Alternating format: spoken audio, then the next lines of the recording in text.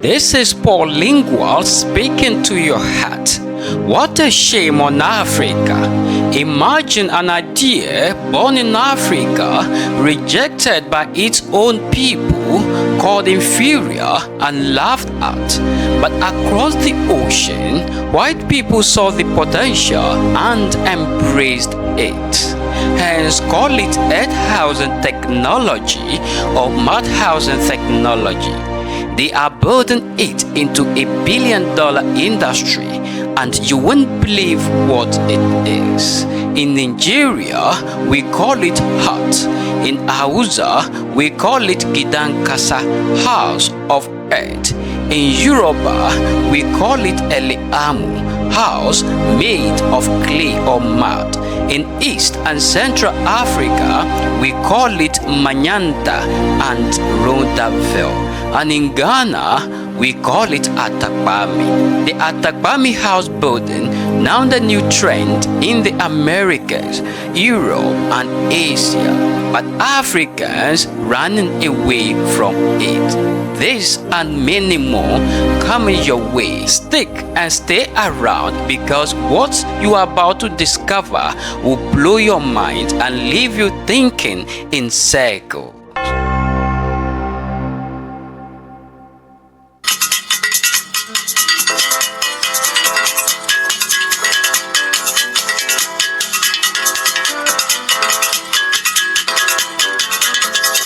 Ladies and gentlemen, I see him hold a dagger before me, but I do not know if that is the mind of the man or the mind of the man's mind. Ladies and gentlemen, welcome to Unia Digital Media. My name is Paul Lingua, and right here I'm in the gardens of Dream Village, and this is a place that you can come for excursions, a place that white people, travel all the way from abroad to this place just to find some pleasure, just to find some happiness, to find some kind of rejuvenation, and then to get themselves educated.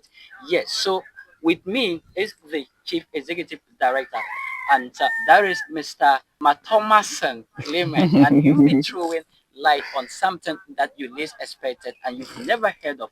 What we actually despise in Africa, and we term it as Atakpami, and we actually accord people with least respect when they reside in houses like that, is what some people elsewhere actually, find it fancy, and they are showing interest, and it's a trend now in Europe, America, and then Asia. He'll be throwing more light on what we Africans have rejected, that we Ghanaians have rejected, that the white have embraced. You're welcome. Thank you. Once again, yeah. Yeah. So in the other episode, you actually made things revealing to the world. That's to say African. And today, I want us to actually look at the mud technology. Yeah. That is the Atakpami, okay, Yeah. that we call it in our local palace. Mm-hmm. That is to say houses like this, where we use the local, resources, the mud to put up. And in fact, when people see you at times living in it, they have some kind of, attributions that they actually give to you. They think, okay, poor. you are poor, something like that. But elsewhere, it's actually difficult having people, to own houses like that. And they are even modifying it, making it more attractive. Yeah. That is mad house. Yeah. What do you have to say about it? Well, in most foreign terms, they call it earth housing. Earth housing. Okay. Yes, or corp housing. Okay. And it's quite unfortunate that these things originated from here. Okay. The reason why I say it's originated from here, we have the soil, the natural soil. Most part of Europe, they have to import the soil. Okay. So we are fortunate we have the soil that you can just get up one day, draw a circle, and then start to build with the same materials that you are sitting on. Okay. So it's quite unfortunate that we despise exactly what we have, because it's readily available material. Okay. Anybody can own a house. Okay. If those who have traveled and been to Europe, housing is one of the most expensive assets you can ever have. Okay. All right. It's one of the things that people invest their entire lifetime savings in. I take for a small example. Let's say my parents-in-laws, they bought a house when they were young. They worked, two of them worked very hard to buy a house. Okay. And over there, you cannot simply just buy a house and own it like that because it's too expensive.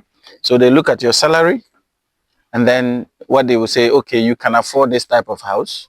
So they give it to you and you pay monthly. Okay. So some of the houses you can pay until from your when you start your job until when you are somewhere 50, 60, 70 before you even finish paying the house for the house. Okay. Now the trick is that you can't easily even hand it over to your children. Why? Because it's a mortgage. Okay. And it's under your contract. Once your contract ends, it's possible that you cannot, unless you maybe you are selling it, or maybe you have a very you have a way to, there are ways to do it where you can hand it over to somebody, but it's not so easy. Okay. Now, imagine you work from your maybe 18 years or 16 years, you've worked until you are 60 something. And then maybe just when you are about to retire, you know, over there, once you are old and you cannot, there's a lot you cannot do. You are moved to the aged home. Okay. So you are, there's this. Who provides the aged home? The government. The government. Yes. So you are moved to aged homes, which are smaller apartments where you live and the government is taking care of you. So now you've worked so hard to have your house, but you are too old to stay in it. So you have to move to an aged home. And of course, in Ghana, aged home is not even a concept. We don't know it so well, but over there is a serious thing. So does it mean that you cannot actually own a house, you know, completely? You must be super, super duper rich if you want to own one house, a house. But like to have a house that I have, like in Dream Village, that no one comes someday and say that look, like to have something like this and this much space, you must be a trillionaire. So if anybody comes from Europe and see me having this land, they would think I'm a billionaire.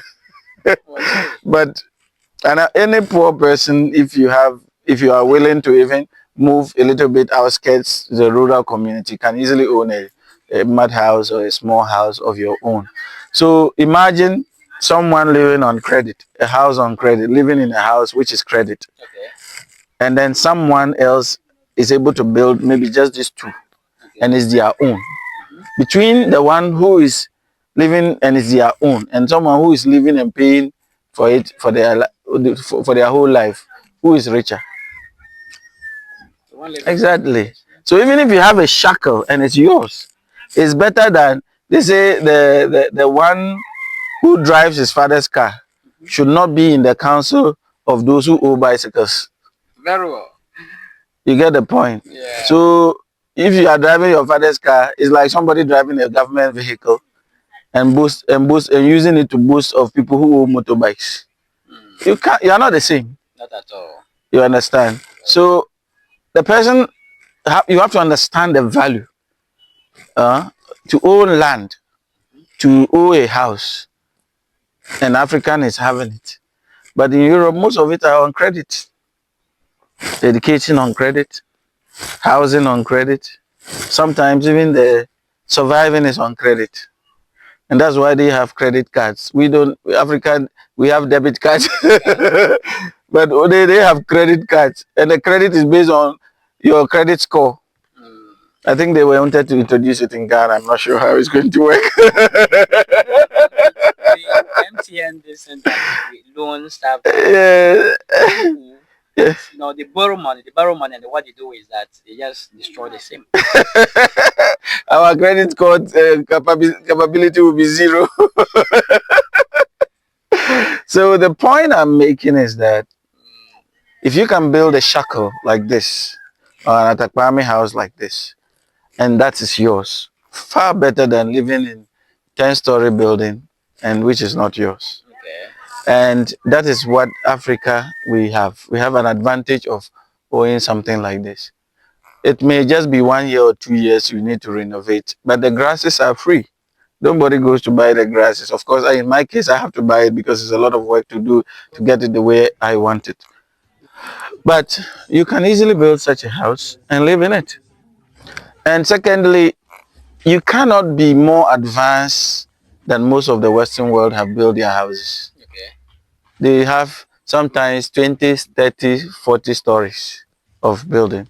Glass houses, more complex houses. What can you show them that they have not seen before? What we can show them is our indigenous lifestyle.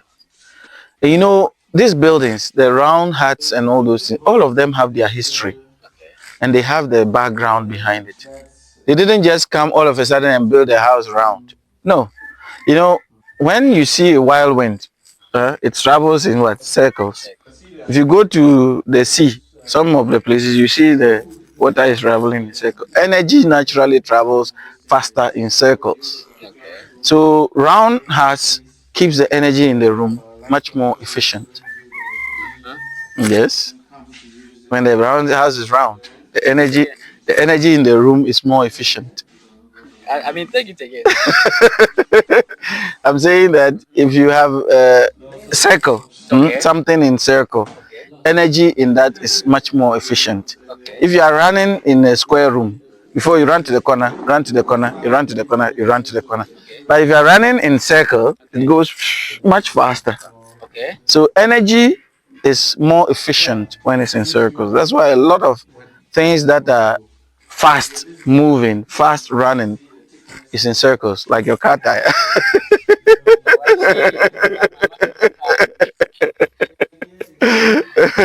And so when in those days they used to use when they come and there's no housing, they used to put the what do you call the baobab. They chiseled the inside the baobab and they created the houses, the rooms inside Okay. to stay. And they maintain the shape of the baobab as well as the energy inside the baobab, and they stay there. So these days, when you go around Benin and all those things, you see those big baobab trees having holes inside. They are sacred places. Energy is stored there. You understand? So that's why there was still some, even up to now, even the big baobab trees are worshipped as sacred trees because contains a lot of energy. All right. So that the same thing applies. And if you are in this roundhouse, when wind comes, the wind doesn't bounce off the walls. It goes smoothly inside. So that's one of it. Then the grass roofing. If you are in these rooms, when you finish, you sleep and wake up when rain will fall. You know, if you know that instead of a cha roofing sheet, roofing sheet will make noise. You can sleep. And then some people too also find it interesting sleeping under what they call roofing sheet when it's raining. Yes. Yeah, they actually find it, interesting. The noise. Noise, yeah. They find the noise interesting. Oh, well, everybody and their preference of life, but Certainly. I think that one, the touch house keeps the rooms cooler. Okay. Uh, when the sun is so hot, we are living in these days, the temperatures are going higher and higher. So with the touch hut, usually the rooms are cooler. Okay. When it's raining, you don't have as much noise. At Akwami, when you are building your earth buildings, you are fusing it with the soil. So the building is infused with the land. So you are like our walking barefooted. You are in touch with the ground. You get the point. Okay. So you also reduce the kind of sicknesses and illnesses that we have.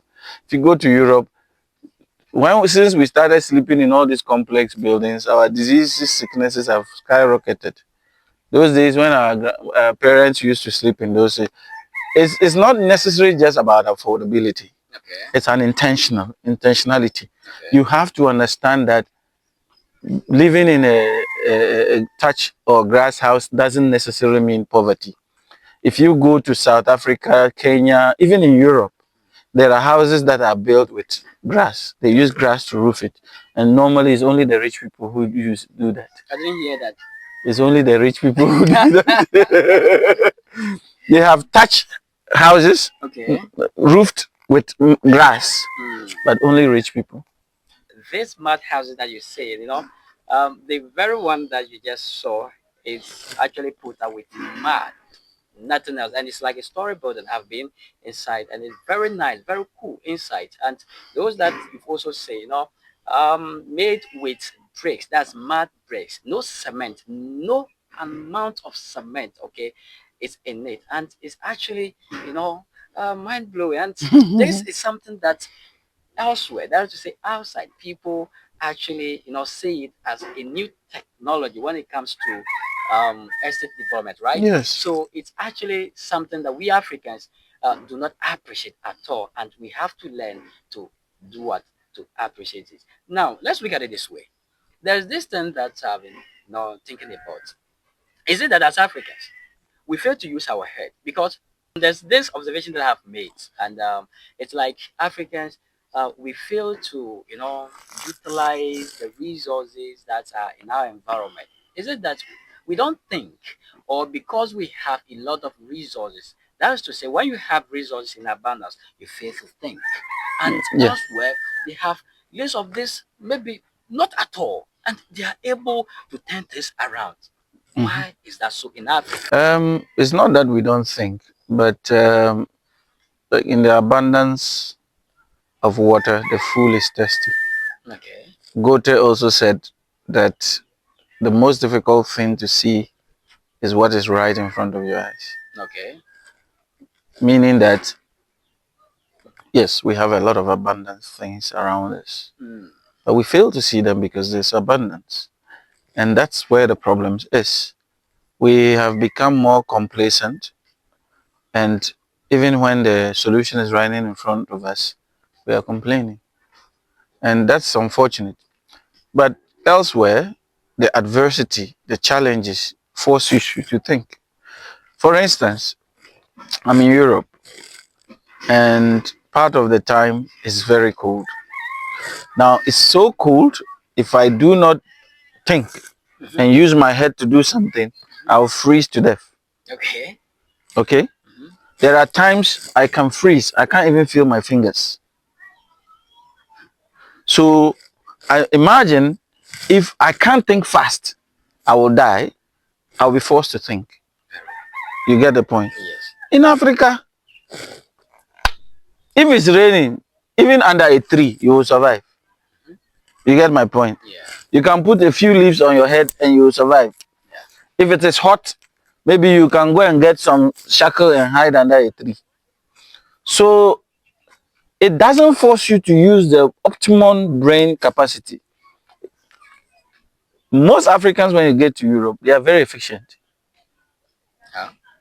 Most of the Africans I know, when they are outside the country, they are very efficient because they know it's now no more just those days where you can just do anyhow and survive. It's a matter of life and death. So when a human is faced with existential crisis, they are forced to think. We have become, it's there, so it's normal. It's normal. And that is where the trap is. We have normalized even the resources that are in front of us. And then we say, oh, look at the Dambai here, we have water, we have land. But you know that people still wait for rainy season before they farm. Yes. Water. When we're coming, we saw some people rushing to go, and they grouped somewhere, and I was like, what is happening? Exactly. So in the abundance, sometimes the human being is not. Maybe it's a curse that we are not. If you look at carefully, if you look at carefully, even in Africa, the places where they don't have resources, they are more developed. Very well. Example. Yeah. Go to Saudi. Saudi? Yes. Okay. Go to South Africa has quite some minerals, but go to Saudi. I understand. So they have problem with water. Yes. But the places that have the most difficult challenges, there people use their brain. They don't, and of course, excuse me to say, religion and tribal conditions have also conditioned our mind in a certain way, but that's a whole topic for another day.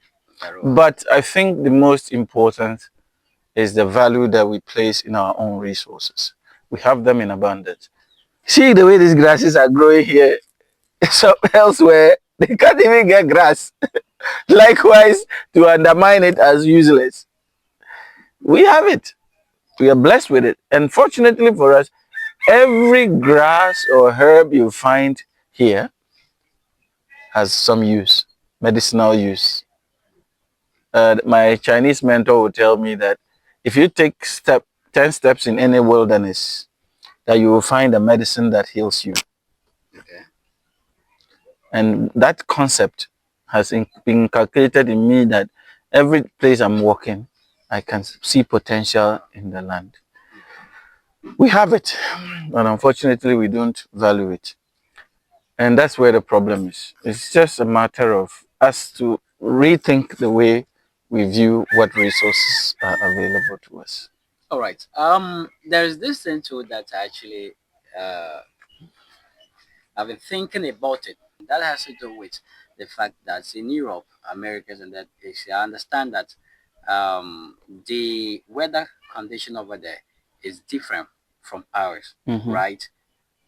But we have the sun that helps us to grow crops, grow, food stuff, and we are not self-sufficient. So, what is actually the problem with Africa? Uh, it boils down to. And we still go and borrow. I know you were going to come to that point. Yes. Yeah, we go, we import from there. We import from there. It's a lack of utilization of our resources, but more so is a lack of education. Don't you think government should be at the center of this fault? Actually, we can blame the government all you want, but who makes the government? The people. The people. So if you have a bad government, you have a bad people. You think so? That's the fact. The person who is in the government is elected by who? The people. The people. So if the person is not good and you cannot get him out, then you, the people, are bad. And before someone will get into government, he's the best version of the people. Okay. So if you put your best version out and your best version decides you should suffer, it's your fault. It's your fault. So, but I don't even want to place the blame on government. I want to see that individuals or people take full responsibility for ourselves. Yes, but there's somewhat we should place blames on government. At least if government actually prioritizes that and then subsidize things for farmers, don't you think there'll be more yields? Yes, they will, but there are civilizations that have grown and improved without necessarily depending on external government. Okay. Do you need the government to come and construct a road for a whole community? You don't need that. So assuming today we have 20,000 or 10,000, let's say even Nabongo community, you have close to maybe say 5,000 people in that community. And then every day we just communal labor. Let's come, our road is bad. Let's just use 1 hour in a day to come and fill the potholes and clear it up and fix it. Every day we do that. Do you think in 5 years, 10 years to come, we'll still have bad roads leading to Abongo? No. No. Does it take only government? And that's where the problem starts. We have started to push responsibility. The African man will always want to put responsibility on somebody else instead of himself. And that is why religion is dominating, because it's easy to put the blame on God, somebody else. God, we blame God, not us.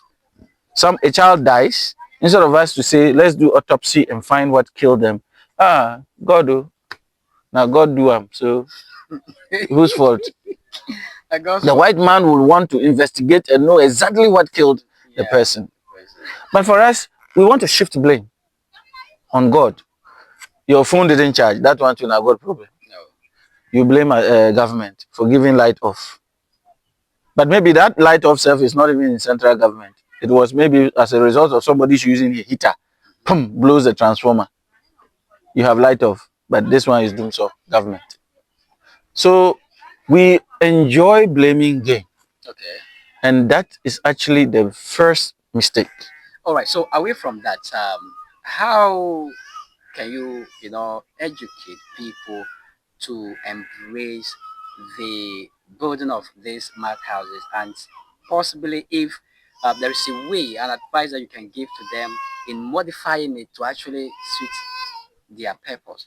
Yes, so if you look at the kind of structures we are building, um, had we maintained these local huts and have been looking for ways to modify it, by now we should have the best Atakpami structure you can find in the world, which can last for generations. The Nubian Vault architecture, the building Nubian Vault, developed in Egypt, which we have prototyped one here. This building, when built, can last for 5,000 years. One of the oldest Atakpami huts is still standing in the form of a Nubian Vault. All right.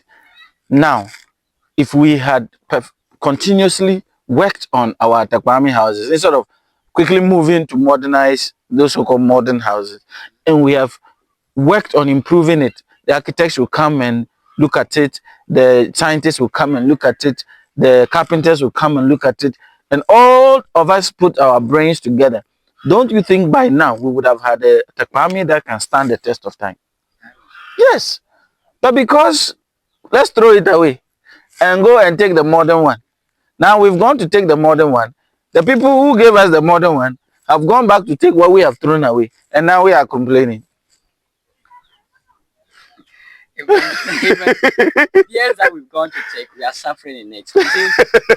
Before this conversation actually started, Yes. I was having this interaction with my uncle, and then I told him that, look, it's like we Africans actually fail to identify reasons God actually gave us some of these resources.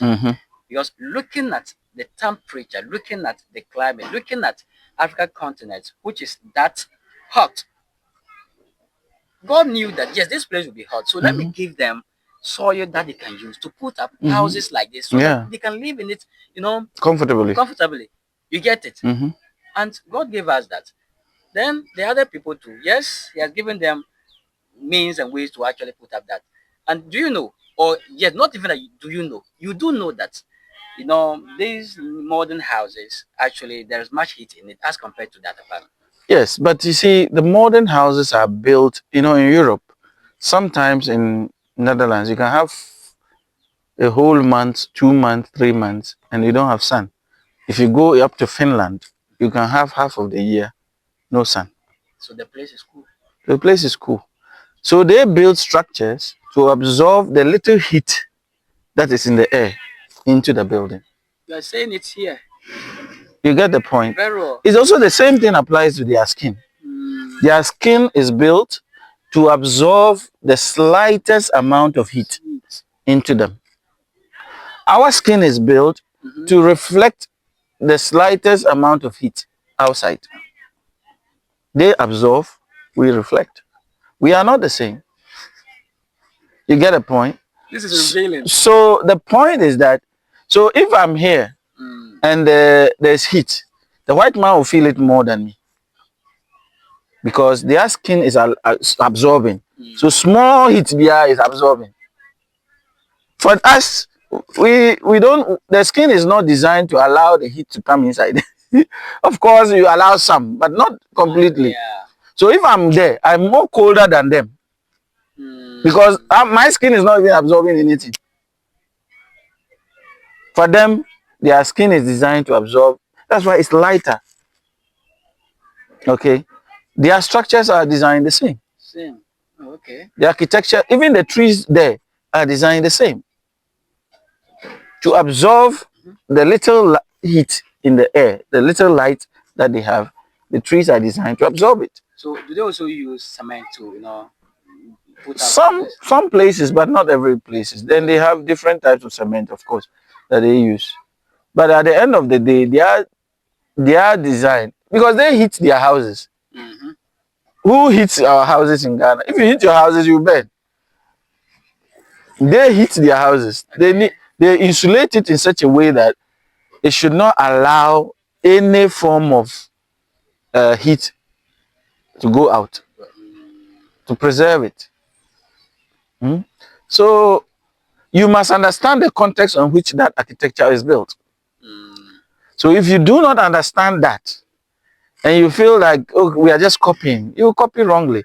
I'm happy there is a guy in, is it Burkina or Togo, or is it Cote d'Ivoire, who is an architect, who is also building sustainable housing. And he builds it in such a way that it will allow enough light inside and allow air inside. He builds it to tilt it to stand in a way that it gets the most amount of wind into the building and all those things.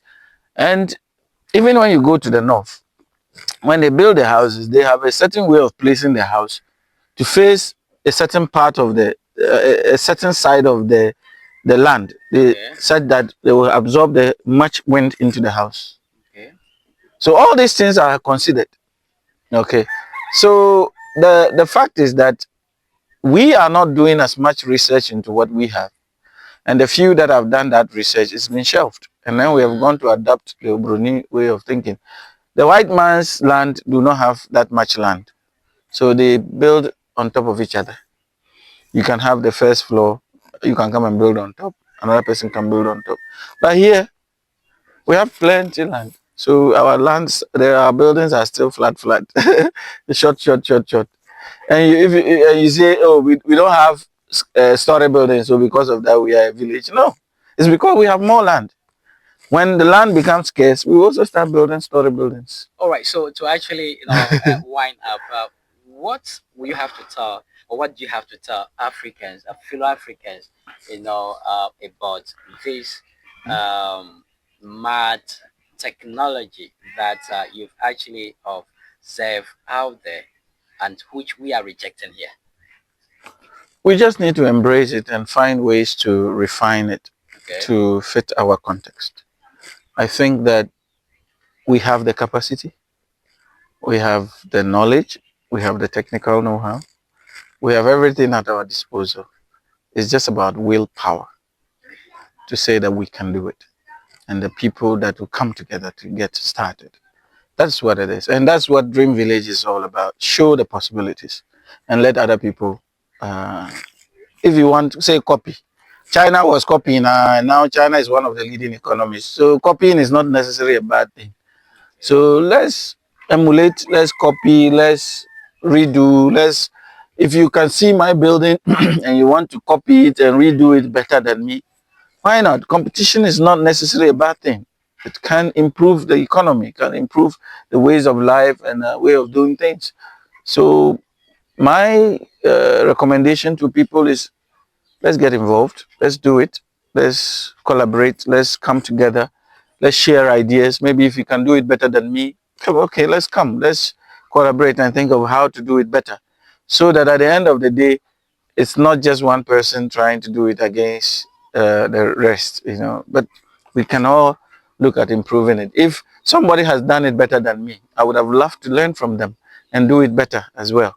And I'm sure there are people who are there who have even much more in-depth technical knowledge about these buildings than I have. And it just takes us to work together, then make a better future for the next generation. So All right. So you're welcome. All right, so ladies and gentlemen, from the Chief Executive Officer of Dream Village, and just as I've been saying, Dream Village is a place that you can come for excursion, you can come learn a lot of things. This place has a lot of, medicinal, plants that serve good purposes, that actually serve good, things, and which you never knew. And trust me, people from outside actually visit this place, they patronize this place. Away from that, yes, so we have to begin to appreciate building mud houses, find a way to modify, to define it in order to actually fit the purpose we want the houses for. And should we leave, okay, these smart houses and then embrace the other side of it? That is to say, the blocks or the fancy, the expensive ones. Someday, okay, we will bounce back. We will still come back to it because the white are actually embracing these smart houses, and they call it what? Earth technology, which, trust me, It's a new trend in America, in Europe, and in Asia. And trust me, if this is what we Africans are noted for, let's find a way to actually develop it. Let's find a way to modify it so that we can be the teachers of this to the rest of the world. My name is Paul Mensa Makiso Yao, Dali Babu, aka Paul Lingua, aka the Africa Orator. Don't forget to visit Dream Village.